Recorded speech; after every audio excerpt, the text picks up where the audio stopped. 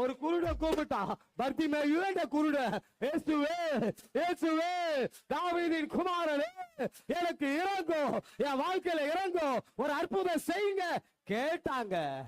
மனதுருக்கம் உடையவரே மன்னிப்பதில் வல்லவர் உன்னினைவா இருக்கின்றார். ஓடிவா என் மகளே. உன்னை நினைவாவே வச்சிருக்கிற ஒருத்தர் தான். யார் உன்னை நினைக்கிறாங்களோ இல்லையோ, யார் உன்னை நினைக்கிறாங்களோ இல்லையோ, கர்த்தர் உண்மையில் நினைவாயிருக்கிறார்.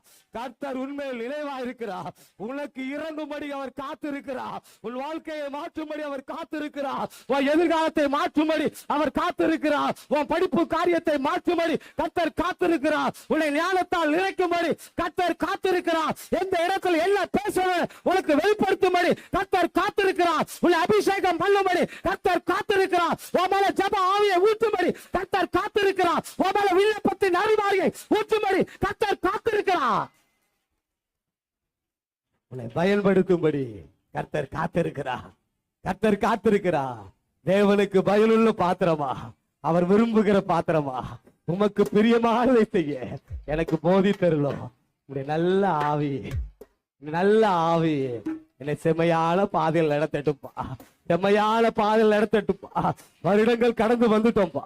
புதிய வருடத்துல வந்துட்டோம்பா. பழையவைகள் வேண்டாம், எல்லாம் புதியதாய் மாறட்டும். பழைய பாவங்கள் வேண்டாம், பழைய சாபங்கள் வேண்டாம், பழைய தோல்விகள் வேண்டாம், பழைய ஏமாற்றங்கள் வேண்டாம், பழைய நம்பிக்கை துரோகங்கள் வேண்டாம்.